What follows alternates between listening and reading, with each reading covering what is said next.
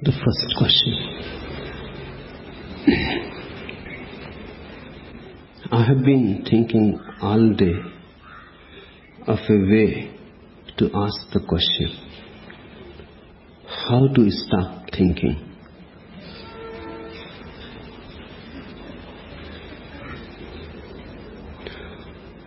Thinking cannot be stopped. Not that it does not stop, but it cannot be stopped. It stops on its own account. This distinction has to be understood. Otherwise you can go mad chasing your mind. No mind does not arise by stopping thinking. When the thinking is no more, no mind is. The very effort to stop will create more anxiety. It will create conflict. It will make you split. You will be in a constant turmoil within. This is not going to help. And even if you succeed for a few moments to stop it forcibly, it is not an achievement at all. Because those few moments will be almost dead. They will not be alive. You may feel a sort of stillness but not silence. Because a forced stillness is not silence. Underneath it, deep into the unconscious, the repressed mind goes on working. So, there is no way to stop the mind. But the mind stops, that is certain. It stops on its own account. So what to do? Your question is relevant. Watch. Don't try to stop. There is no need to do any action against the mind. In the first place, who will do it? It will be mind fighting mind itself. You will divide your mind into two. One that is trying to boss over, the top dog, trying to kill the other part of itself, which is absurd. It is a foolish game. It can drive you crazy. Don't try to stop the mind or the thinking. Just watch it. Allow it. Allow it total freedom. Let it run as fast as it wants. You don't try in any way to control it. You just be a witness. It is beautiful. Mind is one of the most beautiful mechanisms. Science has not yet been able to create anything parallel to mind. Mind still remains the masterpiece. So complicated, so tremendously powerful, with so many potentialities. Watch it. Enjoy it. And don't watch like an enemy. Because if you look at the mind like an enemy, you cannot watch. You are already prejudiced. You are already against. You have already decided that something is wrong with the mind. You have already concluded. And whenever you look at somebody as an enemy, You never look deep. You never look into the eyes. You avoid. Watching the mind means look it with deep love, with deep respect, reverence. It is God's gift to you. Nothing is wrong in mind itself. Nothing is wrong in thinking itself. It is a beautiful process as other processes. Clouds moving in the sky are beautiful. Why not thoughts moving into the inner sky? Flowers coming to the trees are beautiful. Why not thoughts flowering into your being? The river running to the ocean is beautiful. Why not this stream of thoughts running somewhere to an unknown destiny is not beautiful? Look with deep reverence. Don't be a fighter. Be a lover. Watch the subtle nuances of the mind, the subtle turns, the beautiful turns, the sudden jumps and leaps, the games that mind goes on playing, the dreams that it weaves, the imagination, the memory, 1,001 projections that it creates. Watch, standing there, aloof, distant, not involved. And by you will start feeling. Deeper becomes your watchfulness. Deeper becomes your awareness. And gaps starts arising. Intervals. One thought goes and another has not come, and there is a gap. One cloud has passed, another is coming, and there is a gap. In those gaps, for the first time, you will have glimpses of no mind. You will have the taste of no mind. Call it taste of Zen or Tao or Yoga. In those small intervals, suddenly the sky is clear and the sun is shining. Suddenly the world is full of mystery because all barriers are dropped. The screen on your eyes is no more there. You see clearly. You see penetratingly. The whole existence becomes transparent. In the beginning, these will be just rare moments, far and few in between. But they will give you a glimpses of what samadhi is.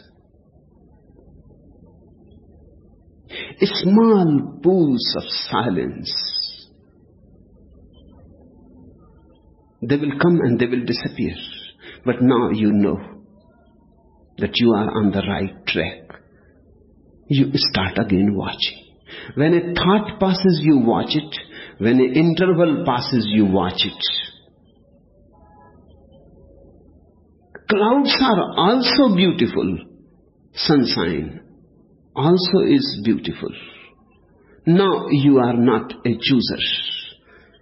Now you don't have a fixed mind. You don't say that I would like only the intervals.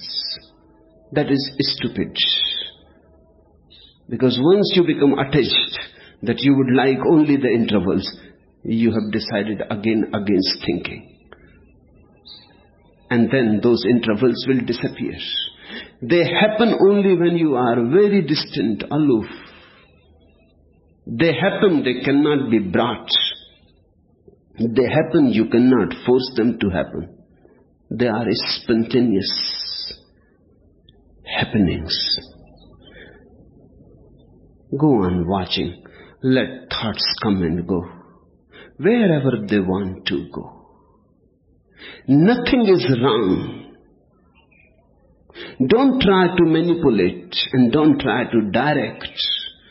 Let thoughts move in total freedom. And then bigger intervals will be coming. You will be blessed with small satoris, mini satoris. Sometimes minutes will pass and no thought will be there. There will be no traffic. A total silence, undisturbed. When the bigger gaps will come, you will not only have clarity to see into the world. With the bigger gaps, you will have a new clarity arising. You will be able to see into the inner worlds. With the first gaps, you will see into the world. Trees will be more greener than they look right now. You will be surrounded by an infinite music, the music of the spheres. You will be suddenly in presence of God, ineffable, mysterious, touching you, although you cannot grasp it. Within your reach and yet beyond. With the bigger gaps, the same will happen inside. God will not only be outside, you will be suddenly surprised. He is inside also. He is not only in the seen, He is in the seer also, within and without. By and by. But don't get attached to that too. Attachment is the food for the mind to continue. Non-attached witnessing is the way to stop it without any effort to stop it.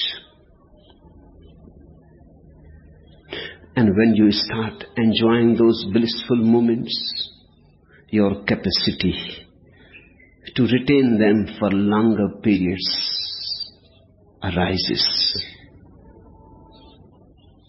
Finally, eventually, one day, you become master. Then when you want to think, you think. If thought is needed, you use it. If thought is not needed, you allow it to rest. Not that mind simply is no more there. Mind is there. But you can use it or not use it. No, it is your decision. Just like legs. If you want to run, you use them. If you don't want to run, you simply rest. Legs are there. In the same way, mind is always there. When I am talking to you, I am using the mind. There is no other way to talk. When I am answering your question, I am using the mind. There is no other way. I have to respond and relate. And mind is a beautiful mechanism. When I am not talking to you and I am alone, there is no mind. Because it is a medium to relate. Sitting alone, it is not needed. You have not given it a rest. Hence, the mind becomes mediocre, continuously used, tired, and goes on and on and on. Day it works, night it works. In the day you think, in the night you dream. Day in, day out, it goes on working. If you live for 70 or 80 years, it will be continuously working. Look at the delicacy and the endurability of the mind. So delicate. In a small head, all the libraries of the world can be contained. All that has ever been written can be contained in one single mind. Tremendous is the capacity of the mind. And in such a small space, in fact, it is not making much noise. If scientists someday become capable to create a parallel computer-like mind, computers are there, but they are not yet minds. They are still mechanisms. They have no organic unity. They don't have any center yet. If someday it becomes possible, and it is possible, that scientists may someday be able to create minds, then you will know how much space that computer will take and how much noise it will make. Mind is making almost no noise, goes on working silently, and such a servant for 70, 80 years. And then too, when you will be dying, your body may be old, your mind remains young. Its capacity remains yet the same. Sometimes if you have used it rightly, it even increases with your age. Because the more you know, the more you understand, the more you have experienced and lived, the more your mind becomes capable. When you die, everything in your body is ready to die except the mind. That's why in the East we say, mind leaves the body, enters another womb, because it is not yet ready to die. The rebirth is of the mind. Once you have attained the state of samadhi, no mind, then there will be no rebirth. Then you will simply die. And with your dying, everything will be dissolved, your body, your mind. Only your witnessing soul will remain. That is beyond time and space. Then you become one with existence. Then you are no more separate from it. The separation comes from the mind. But there is no way to stop it forcibly. Don't be violent. Move lovingly with deep reverence. And it will start happening on its own account. You just watch and don't be in a hurry. The modern mind is in much hurry. It wants instant methods. How to stop the mind. Hence, drugs have appeal. You can force by chemical drugs the mind to stop. But again you are being violent with the mechanism.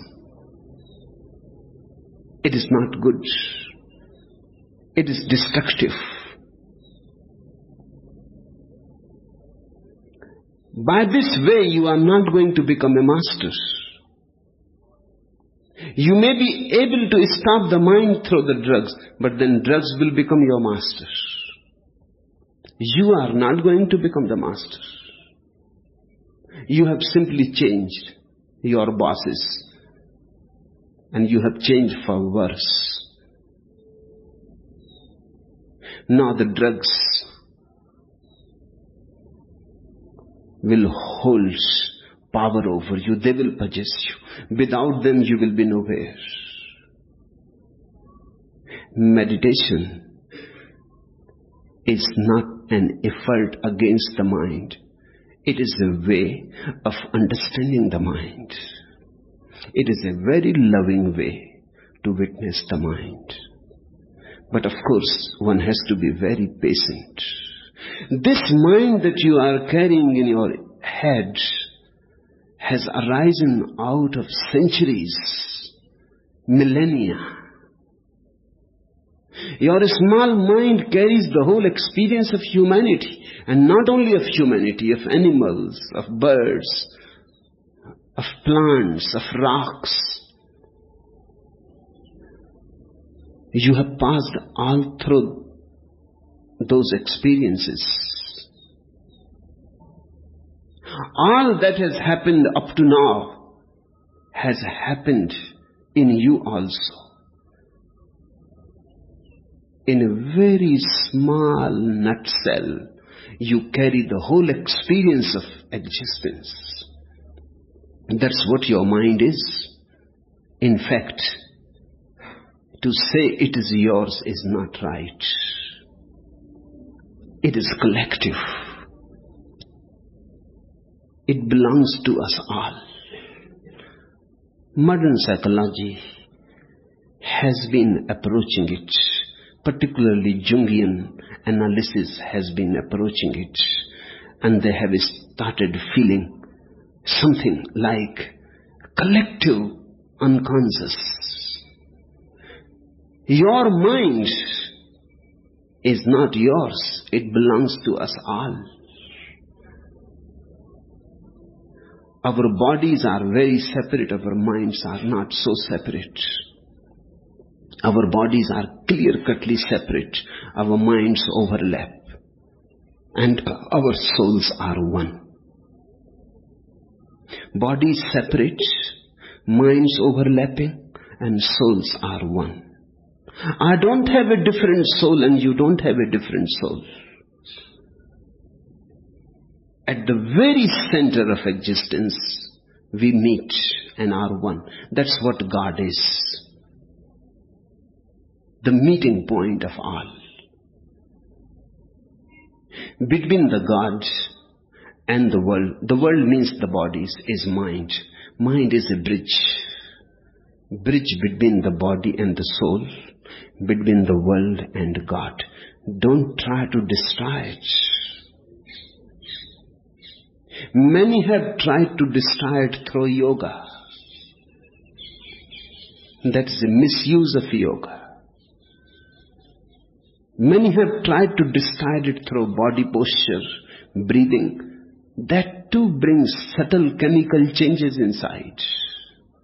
For example, if you stand on your head in Sirsasana, in the head stand, you can destroy the mind very easily.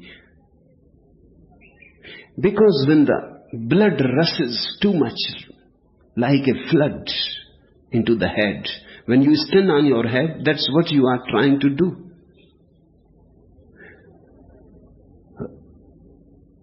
The mind mechanism is very delicate. You are flooding it with blood. The delicate tissues will die. That's why you never come across a very intelligent yogi. No. Yogis are more or less stupid. Their bodies are healthy. That's true. Strong. But their minds are just dead. You will not see the glimmer of intelligence. You will see a very robust body, animal-like. But somehow, the human has disappeared. Standing on your head, you are forcing your blood into the head through gravitation. The head needs blood, but in a very, very small quantity and very slowly, not flood-like. Against the gravitation, very small blood reaches to the head, and that too in a very silent way. If too much blood is reaching into the head, it is destructive.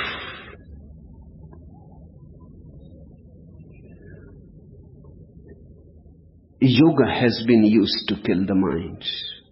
Breathing can be used to kill the mind. There are rhythms of breath, subtle vibrations of breath, which can be very, very drastic to the delicate mind. The mind can be disturbed through them. These are old tricks. Now the latest drugs are supplied by science, LSD, marijuana and others. More and more sophisticated drugs will be available sooner or later. I am not in favor of stopping the mind. I am in favor of watching it. It stops on its own accord, and then it is beautiful when something happens without any violence. It has a beauty of its own. It has a natural growth. You can force a flower and open it by force. You can pull the petals of a bud and open it by force. But you have destroyed the beauty of the flower. Now it is almost dead. It cannot stand your violence. The petals will be hanging loose, limp, dying. When the bud opens on its own energy, when it opens on its own accord, then those petals are alive. The mind is your flowering. Don't force it in any way. I am against all force and against all violence, and particularly violence that is directed towards yourself. Just to watch in deep prayer, love, reverence, and see what happens. Miracles happen on their own accord. There is no need to pull and push. You ask how to stop thinking? I say just watch. Be alert. And drop this idea of stopping. Otherwise, it will stop the natural transformation of the mind. Drop this idea of stopping. Who are you to stop? At the most, enjoy. And nothing is wrong. Even if immoral thoughts, so-called immoral thoughts pass through your mind, let them pass. Nothing is wrong. You remain detached.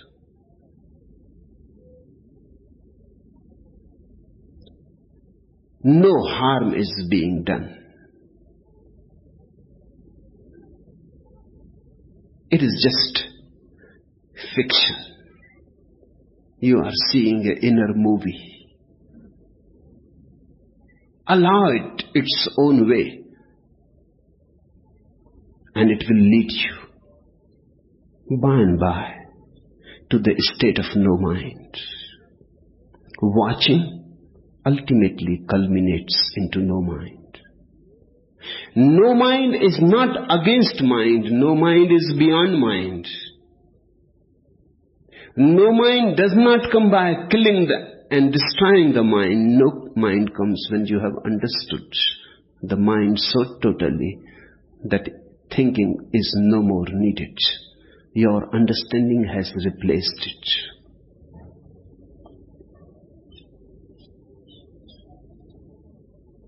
The second question, today and many times, when you described Zen masters, it sounded like me.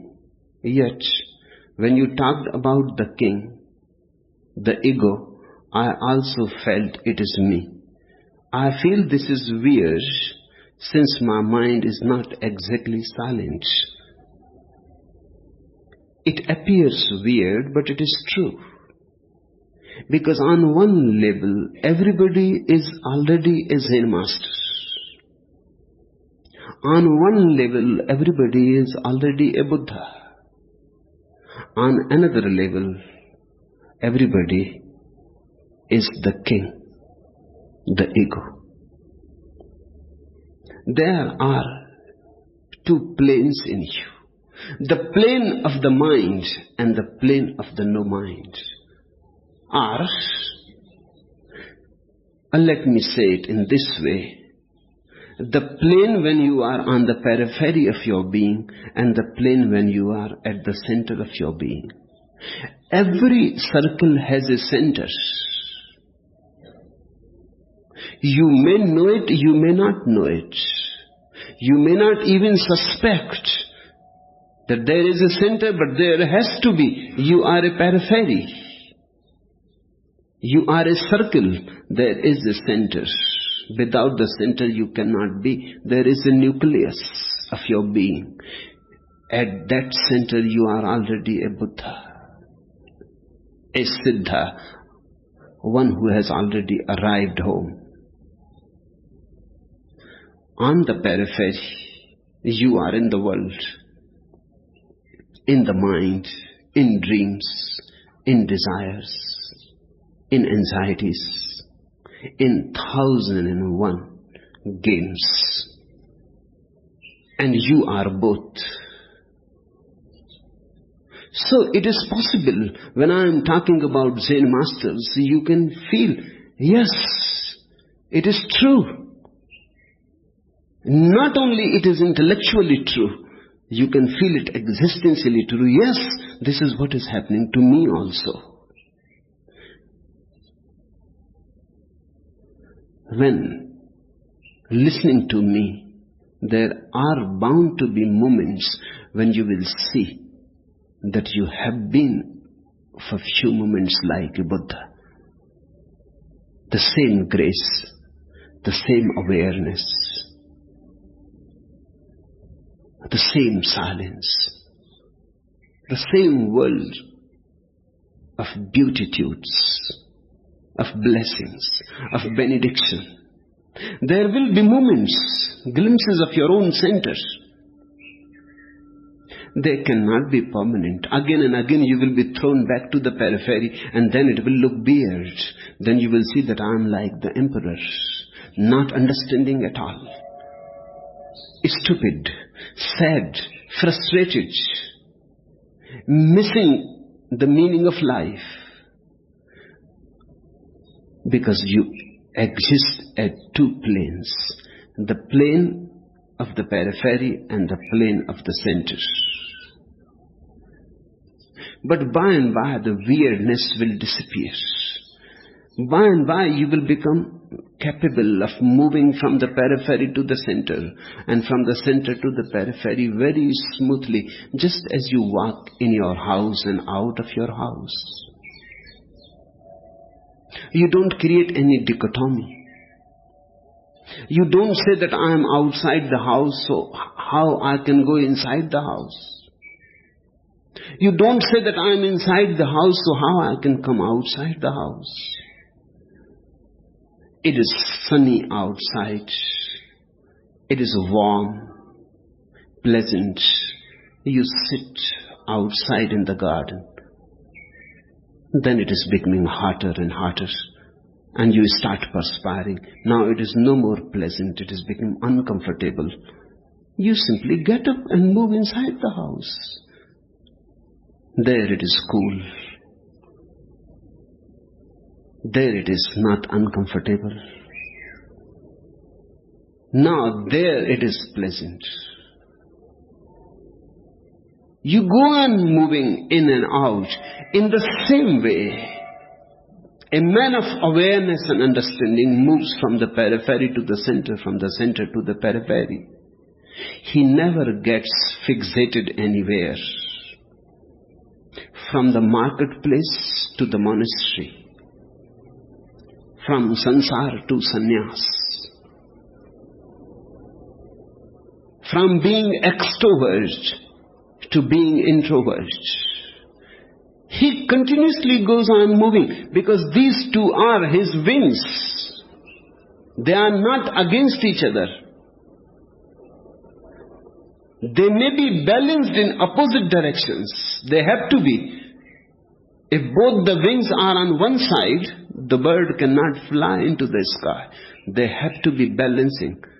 They have to be in opposite directions, but still they belong to the same bird and they serve the same word. Your outside and your inside are your wings.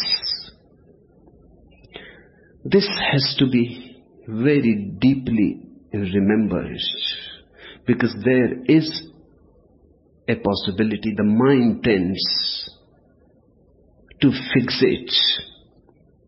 There are people who are fixated in the marketplace. They say they cannot get out of it. They say they have no time for meditation.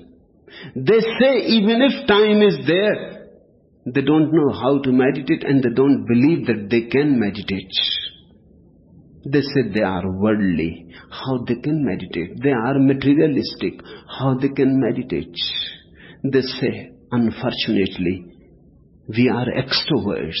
How can we go in? They have chosen only one wing. And of course, if frustration comes out of it, it is natural. With one wing, frustration is bound to come. Then there are people who become fed up with the world and escape out of the world, go to the monasteries in the Himalayas, become sannyasins, monks, start living alone, force a life of introversion on themselves. They close their eyes. They close all their doors and windows. They become like Leibniz monads, windowless. Then they are bored. In the marketplace, they were fed up. They were tired, frustrated. It was getting more like a madhouse. They could not find rest. There was too much of relationship and not enough holiday, not enough space to be themselves. They were falling into things, losing their beings. They were becoming more and more material and less spiritual. They were losing their direction. They were losing the very consciousness that they are. They escaped. Fed up, frustrated, they escaped. Now they are trying to live alone, a life of introversion. Sooner or later they get bored. Again they have chosen another wing, but again one wing. This is a way of a lopsided life. They have again fallen in the same fallacy on the opposite pole. I am neither for this nor for that. I would like you to become so capable that you can remain in the marketplace and yet meditative.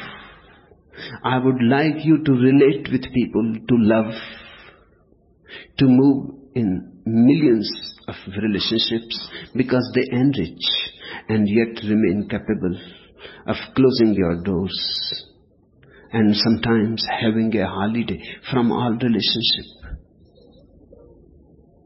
so that you can relate with your own being also. Relate with others, but relate with yourself also. Love others, but love yourself also. Go out. The world is beautiful, adventurous. It is a challenge. It enriches. Don't lose that opportunity. Whenever the world knocks at your door and calls you, go out. Go out fearlessly. There is nothing to lose. There is everything to gain. But don't get lost. Don't go on and get lost. Sometimes come back home. Sometimes forget the world. Those are the moments for meditation. Each day, if you want to become balanced, you should balance the outer and the inner. They should carry the same weight. So inside you never become lopsided. This is the meaning when Zen masters say, walk in the river, but don't allow the water to touch your feet. Be in the world, but don't be of the world. Be in the world, but don't allow the world to be in you. When you come home, you come home. As if the whole world has disappeared. Hotei, a Zen master, was passing through a village. He was one of the most beautiful persons who have ever walked on earth. He was known to people as the laughing Buddha. He used to laugh continuously. But sometimes he will sit under a tree. In this village he was sitting under a tree with closed eyes, not laughing, not even smiling. Completely calm and collected. Somebody asked, "You are not laughing, Hotei?" He opened his eyes and he said, "I am preparing." The questioner could not understand. He said, "What do you mean by preparing?" He said, "I have to prepare myself for laughter. I have to give rest. I have to go in. I have to forget the whole world so that I can come again rejuvenated and I can again laugh." If you really want to laugh, you will have to learn how to weep. If you cannot weep and if you are not capable of tears, you will become incapable of laughter. A man of laughter is also a man of tears. Then a man is balanced. A man of bliss is also a man of silence. A man who is ecstatic is also a man who is centered. They both go together. And out of this togetherness of polarities, a balanced being is born. And that is what is the goal. So sometimes when I am talking about Buddhas, you may have glimpses. You may start flying into the inner world. And you will see, yes, you know what it is. It simply fits with you. In some moments, you can become a witness to it. But in some other moments, it is weird. You don't know what a Buddha is. You have lost contact with your own inner center. Now you are on the periphery. You can understand a Machiavelli, but you cannot understand now a Buddha. You are both.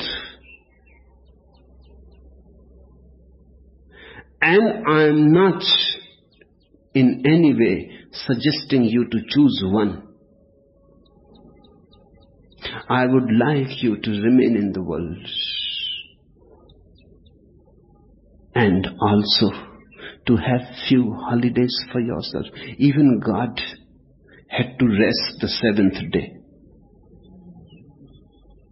6 days he created the world. And then 7th day he rested. Even God. Some theologians have reached to the conclusion that he must have been a Jew, because nobody else can work 6 days a week.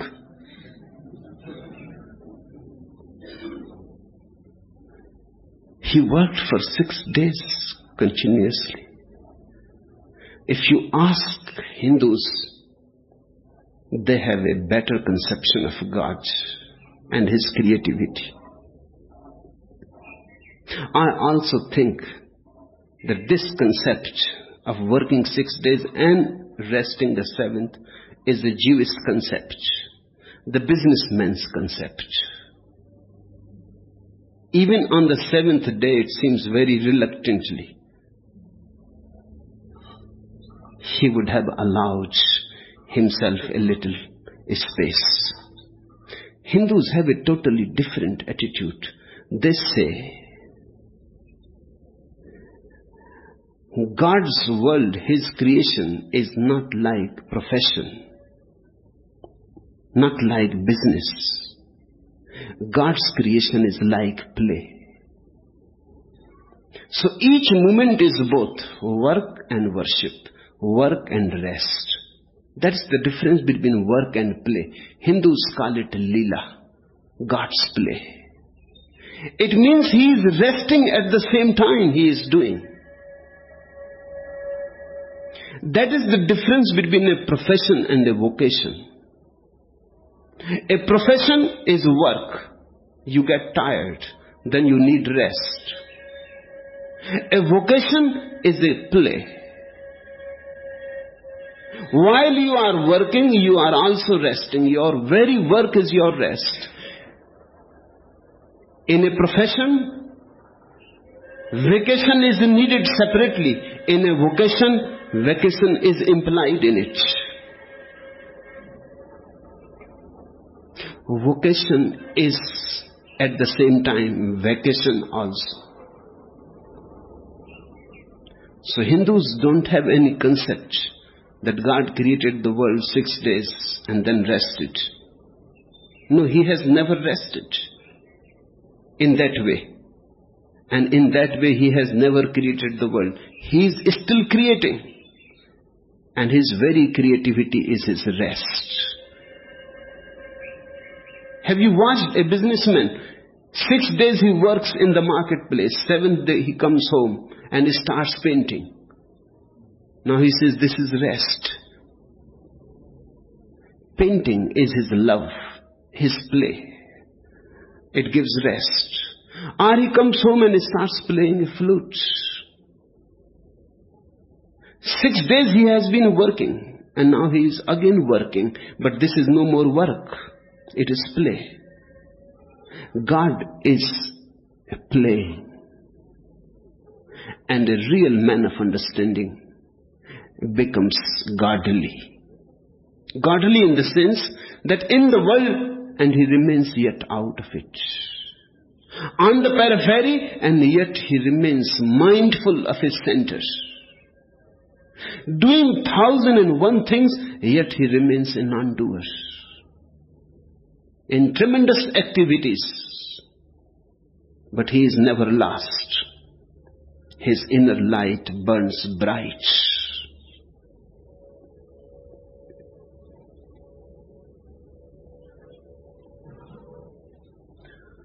The third question, what is the difference between looking and seeing? There is a great difference. Looking means you are looking for something. You have already some idea to look for. You come here and you say, I am looking for Tirtha. Then you have an idea. Then you look all around where Tirtha is. The idea is there already. Looking is already prejudiced. If you are looking for God, you will never find him. Because looking means you have a certain idea already who God is. And your idea is bound to be either Christian or Judaic or Hindu or Mohammedan. Your idea is going to be your concept. And your concept can never be higher than you. And your concept is bound to be your concept. Your concept is bound to be rooted in ignorance, borrowed. At the most, it is just a belief. You have been conditioned for it. Then you go on looking. A person who is looking for truth will never find it, because his eyes are already corrupted. He has already a fixed concept. He is not open.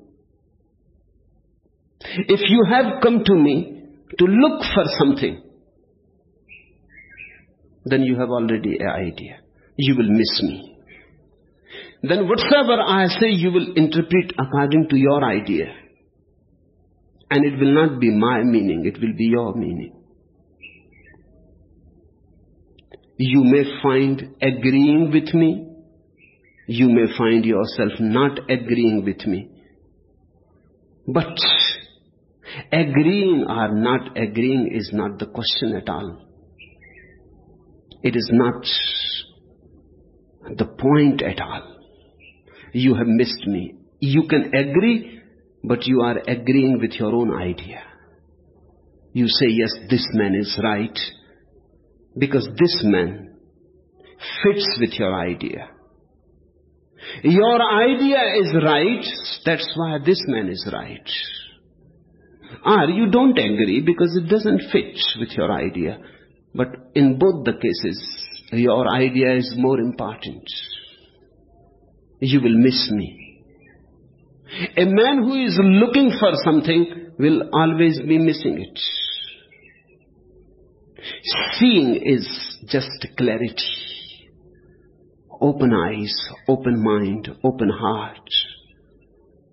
Not looking for something in particular, just ready and receptive. Whatsoever happens, you will remain alert, receptive, understanding. Conclusion is not there. Conclusion has to come. By your own eyes, you will see, and there will be a conclusion. The conclusion is in the future. When you are seeing, the conclusion is not already there. When you are looking, the conclusion is already there. And we go on interpreting according to our ideas. Just the other night I was reading a joke. A small child is reading a pictorial book on wildlife, and he becomes very intrigued with the pictures of ferocious lions. He reads whatsoever is there, but one question is not answered there. So he asks his mother. He asks his mother, Mom, what type of love life lions have? The mother said, Son, I don't know much about lions, because your father's all friends are Rotarians.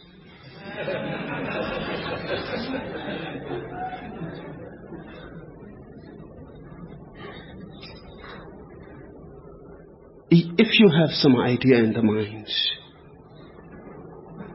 you corrupt, then you are not listening to what is being said. Then you are listening according to yourself. Then your mind is playing an active role. When you are looking, mind is active. When you are seeing, mind is passive. That is the difference. When you are looking, mind is trying to manipulate. When you are seeing, mind is silent, just watching, available, open, with no idea in particular to enforce on reality. Looking is nude. And you can come to truth only when you are absolutely nude. When you have discarded all clothes, all philosophies, all theologies, all religions, when you have dropped all that has been given to you,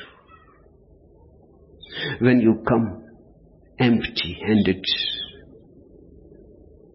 not knowing in any way, when you come with knowledge, you come already corrupted. When you come in innocence, knowing that you don't know, then the doors are open. Then you will be able to know. Only that person is capable of knowing who has no knowledge.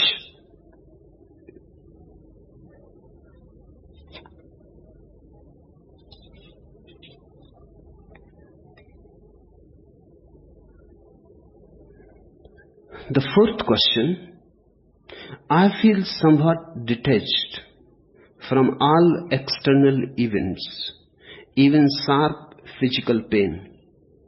It would be nice to think that this is the first bud of meditative being, but it seems more likely to be a chilling sign of schizoid withdrawal.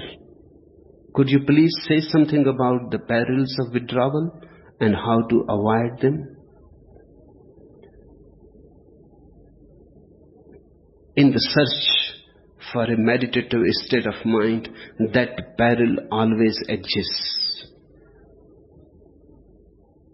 In the search of one's own self, there is always a danger that you may choose the inner against the outer. Then the withdrawal becomes schizoid, because you become lopsided. You lose balance. Balance is health. To lose balance is to lose health. And balance is sanity. To lose balance is to become insane. The fear is always there. The danger is always there. The danger comes because of your mind. It is always easy for the mind to change its diseases. Somebody is mad after women. Only sex is his obsession. One day or other, he will be fed up with this, tired of it all. He will start moving to the other extreme. He will start thinking of brahmacharya, celibacy, of becoming a Catholic monk or something.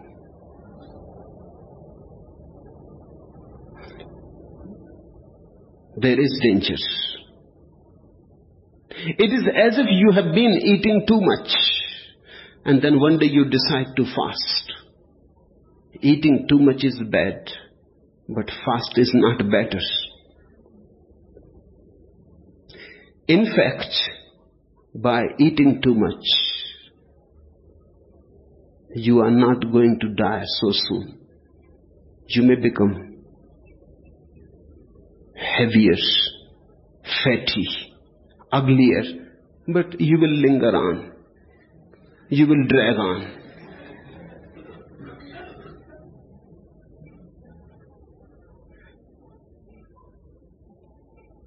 But by fasting, within weeks you will disappear. You cannot survive more than 3 months. Both are dangerous. Eating too much is neurotic. Fasting is the opposite neurosis, but is still neurotic. Have a balanced diet. Eat as much as is needed by the body. Don't go on stuffing your body. But this is how it happens. I have been watching people. Whenever a society becomes very rich, fasting comes as a cult. In India, Jainas are one of the richest societies. Fasting is their cult. Fasting is their religion. Now America is becoming very rich. Fasting is becoming more and more a fashion. It is difficult to find a woman who is not on dieting.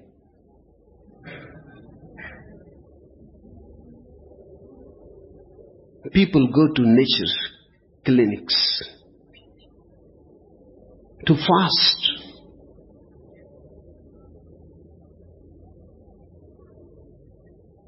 Poor man's religion is always a festival, feast. Mohammedans, poor people, when their religious day comes, they feast. They starve the whole year. So of course, the religious day, at least on that day, they change their clothes, new clothes, colorful, and they enjoy. At least for one day they can enjoy. Jainas feast the whole year, and when their religious days come, they fast. That's logical. A poor man's festival is going to be a feast.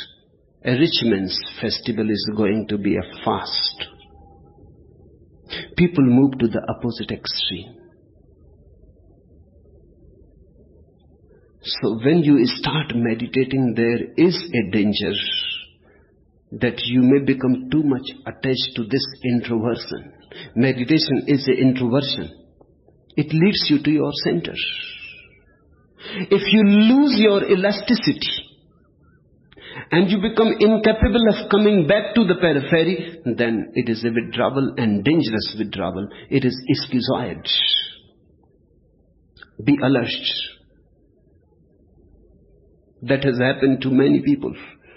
The whole history is full of such people who became schizoid.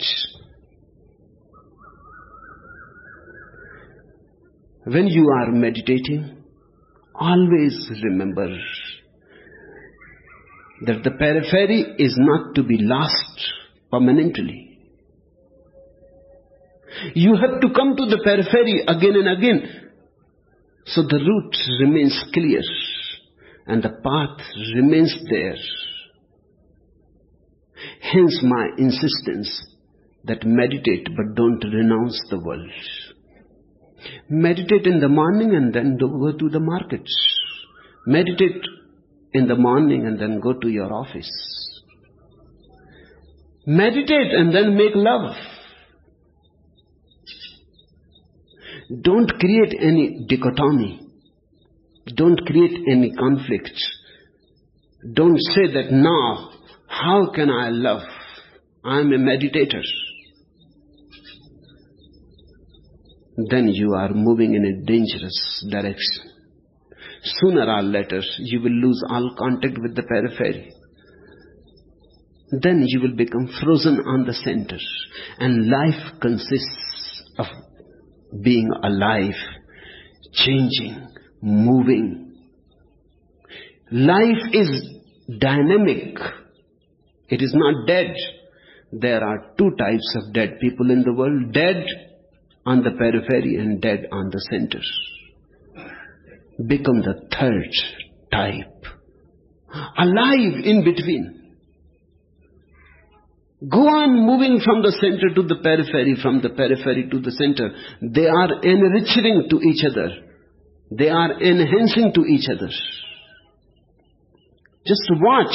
If you meditate and then make love, your love will have a tremendously new depth to it. Love and then meditate, and suddenly you will see, when your energy is full of love, meditation goes so deep and so easily. You simply ride on the wave.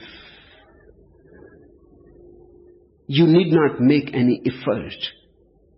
You simply float and reach higher and higher and higher.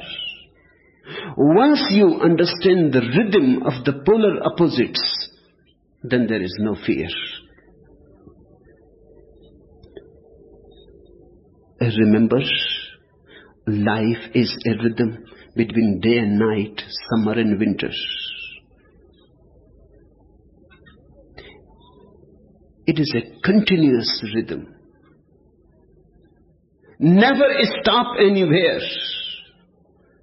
Be moving. And the bigger the swing, deeper will be your experience. So make it a point that you have to be continuously in journey. You have to travel. When you go to the inner center in your meditation, enjoy it as if there is no periphery. Forget the periphery completely. There is no need to remember it. Don't be distracted by it. Dig deep into your own being. Be enriched by it. And bring that flavor back to the periphery. Bring that fragrance back to the world. Bring that aura, that light, that grace, that dignity, that grandeur back to the periphery. Walk in the marketplace like a Buddha. Live in the world. World is very enriching because relationship is mirror. All relationships are mirror-like. You see your face into the mirror of the other's being. It is very difficult to see your own face directly. You will need the other, the mirror, to see your own face. And where can you find a better mirror than the eyes of the other? Sometimes look in the eyes of your enemy and you will see a facet of your being. Sometimes look in the eyes of your lover, your friend, and you will see another facet of your being. Sometimes look in a person's eyes who is indifferent to you, and you will see yet another facet of your being. Collect all these faces. They are yours, aspects of your being. In different situations, with different people, in different worlds, move. And gather all this richness and awareness and alertness and consciousness, and then go back to the center and take all this awareness with you. And your ecstasy in the meditation will be deeper and richer for that. And this has to go on continuously. Pour your center on the periphery and pour your periphery on the center. Pour your love in your meditation and pour your meditation in your love. This is what I teach. This is what I call a dynamic life. And a religious life is a dynamic life.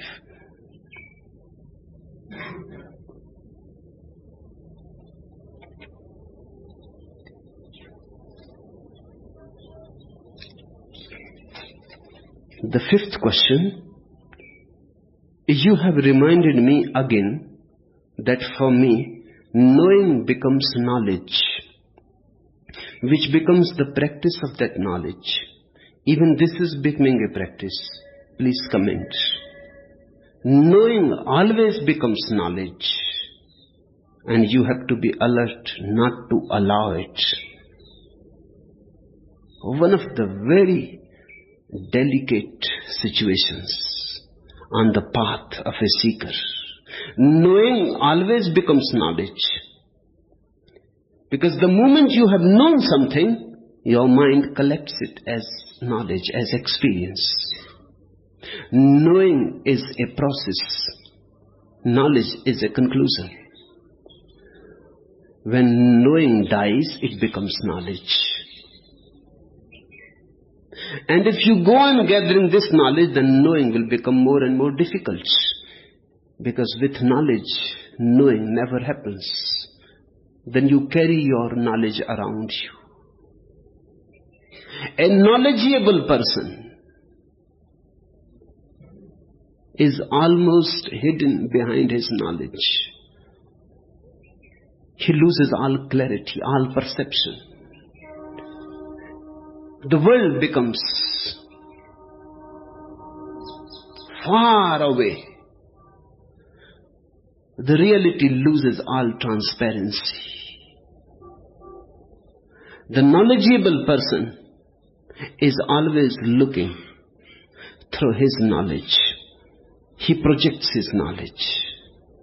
His knowledge colors everything. Now there is no more any possibility of knowing. Remember, knowledge is not gathered only through scriptures. It is also gathered, and more so, through your own experience. You love a woman, for example. You have never known a woman before. Never have fallen in deep love. You fall for the first time. You are innocent. You are a virgin. You don't know what love is. Your mind is open. You don't have any knowledge about love. You are spontaneous. You move into the unknown. It is mysterious. Love opens doors of unknown temples.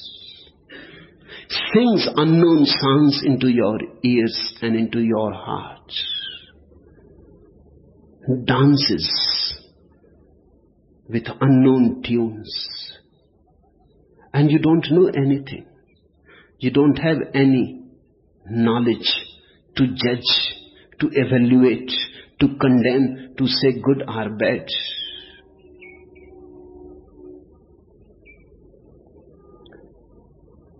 It is ecstatic. You are gripped by the ineffable experience of love. You live in moments of grace. But by and by, you become knowledgeable. Now you know what love means. Now you know what the woman means.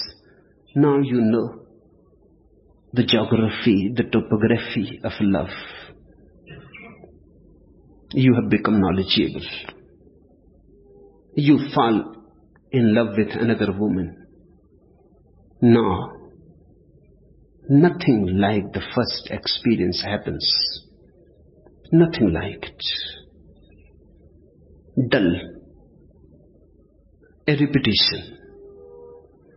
As if you have gone to see the same movie again.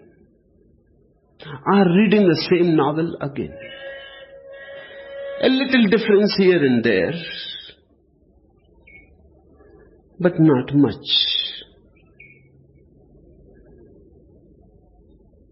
Now, why you are missing, why the same mysterious is not gripping you, why you are not throbbing with the unknown again, you are knowledgeable.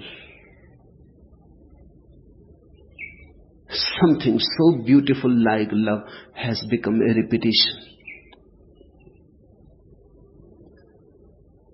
Knowing always becomes knowledge, so you have to be very alert. Know something, the moment it becomes knowledge, drop it. Go on dying to your knowledge. Never carry it, because no other woman is the same. Your first woman was a totally different world. This new woman you have fallen in love is a totally different world. It is not going to be the same. But if you move through knowledge, it will look like the same. Drop the knowledge. be again innocent. Again move into the unknown, because no two persons are alike. Every person is so unique that there has never been a person like that before, and there will never be again. Learn again from ABC, and you will be full of wonder. And then you have learned a deep experience that never allow any knowledge to settle. All knowing becomes knowledge. The moment it becomes knowledge, drop it. It is just like on the mirror, dust gathers. Every day you have to clean it. On the mirror of your mind, dust gathers, dust of experience. It becomes knowledge. Clean it. That's why everyday meditation is needed. Meditation is nothing but cleaning the mirror of your mind. Clean it continuously. If you can clean it every moment of your life, then there is no need to sit separately for meditation. Remember, be alert that knowledge has not to be gathered, that you have to remain like a child, full of wonders, full of awe. Every nook and corner is mysterious, and you don't know what it is. You cannot figure it out, what this life is. Enchanted. You run in this direction, in that direction. Have you watched a child running on the sea beach? So elated, in such euphoria, collecting cells and colored stones. Have you watched a child running in a garden to catch a butterfly? You will not run even if God was there that way. You will not run that way. You will not be so ecstatic even if God is there. You will move like a gentleman. You will not rush. You will not be mad. You will still keep your manners. You will still show that you are mature. You are not a child. And Jesus says, only those who are childlike, they will be able to enter into my kingdom of God. Only those who are childlike. Only those who are still capable of wonder. Wonder is the greatest treasure in life. Once you lose wonder, you have lost your life. Then you drag, but you no more live. And knowledge kills wonder. That is one of the most difficult problems the modern mind is facing, because knowledge has accumulated every day more and more. The 20th century is so much burdened with knowledge. Hence religion has disappeared, because religion can exist only with wonder, with wonder-filled eyes. Eyes which don't know, but are ready to rush into any direction, to see what is there. Innocent eyes, virgin hearts. So remember to remain capable of childlike wonder. Science grows out of doubt. Religion grows out of wonder. Between the two is philosophy.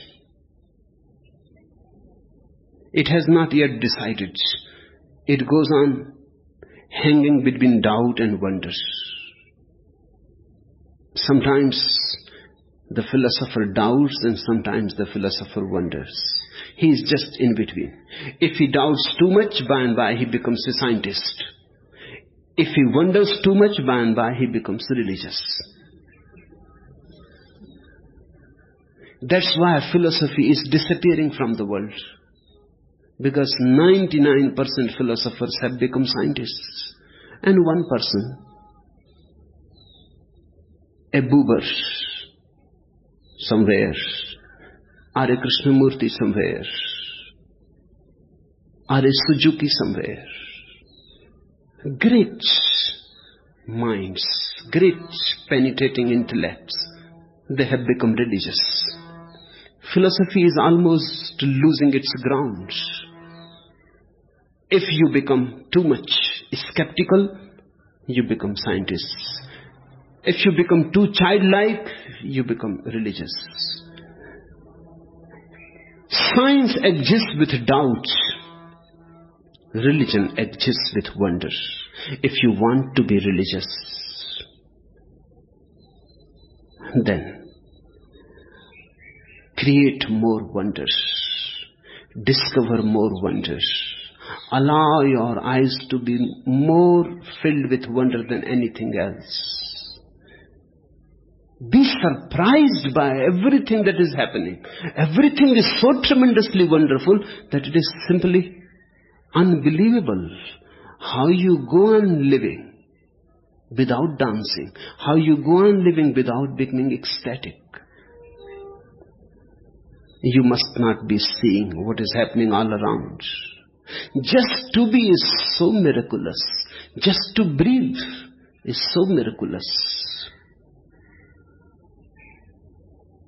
Just to breathe and just to be. Nothing else is needed for a religious person to be full of wonder. And when one is full of wonder, praise arises. And praise is prayer. When you see this wonderful existence, you start praising it. In your praising, prayer arises. You say, holy, holy, holy. It is holy. It is so beautiful and so holy. So, the questioner has raised a very pertinent question. You have reminded me again that for me, knowing becomes knowledge, which becomes the practice of that knowledge. These are the 3 steps. First, knowing, then the knowing dies, shrinks, becomes knowledge. Then knowledge also shrinks even more and becomes practice or character. A man of character is the deadliest man in the world. He practices his knowledge. He tries to follow his knowledge. He is not spontaneous. He is continuously managing, manipulating, pushing himself this way and that, somehow holding himself together. He is not responsible. Responsible in the sense of being capable of response. If you come across him, if you embrace him, he will answer it, but that answer will come out of his past experience, out of his character. A man of character is predictable. Only a mechanism can be predictable. A fully conscious man is unpredictable. No astrologer can predict anything about a fully conscious man. He moves moment to moment, full of wonder. He acts out of wonder. He acts out of response to the moment. He carries no knowledge. He carries no character with him. Each moment he is new, reborn. So these are the 3 steps. Knowing dies. Knowing becomes knowledge. Knowledge becomes character. Be aware. Beware. Don't allow your knowing to fall and to become knowledge.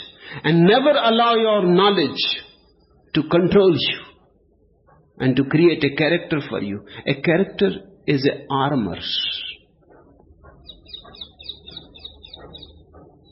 In the armor you are jailed. Then you can never be spontaneous. You are already in your grave. A character is a grave.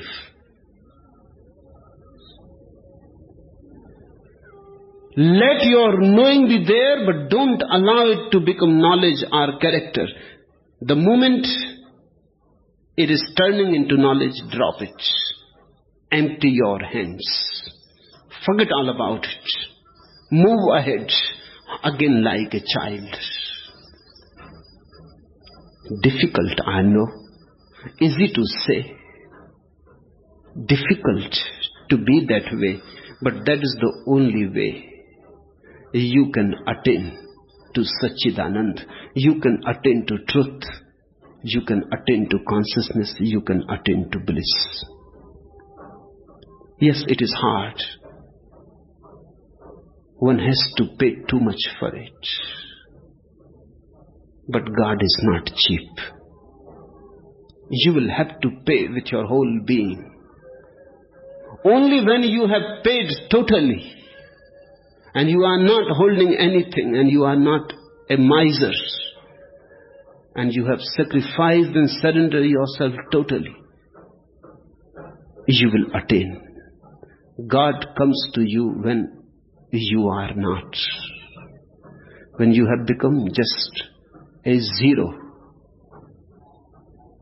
God comes to you. He's just waiting by the corners. The moment you become empty, He rushes towards you. He comes and fulfills you. Don't allow knowing to become knowledge and characters. Then a totally different type of character will arise, which will not be like the character you have seen in the world. It will be inner. A discipline that comes from the innermost core of your being. Never forced, always spontaneous. It is not like a commandment. It is an organic growth. God is your spontaneous organic growth. Enough for today.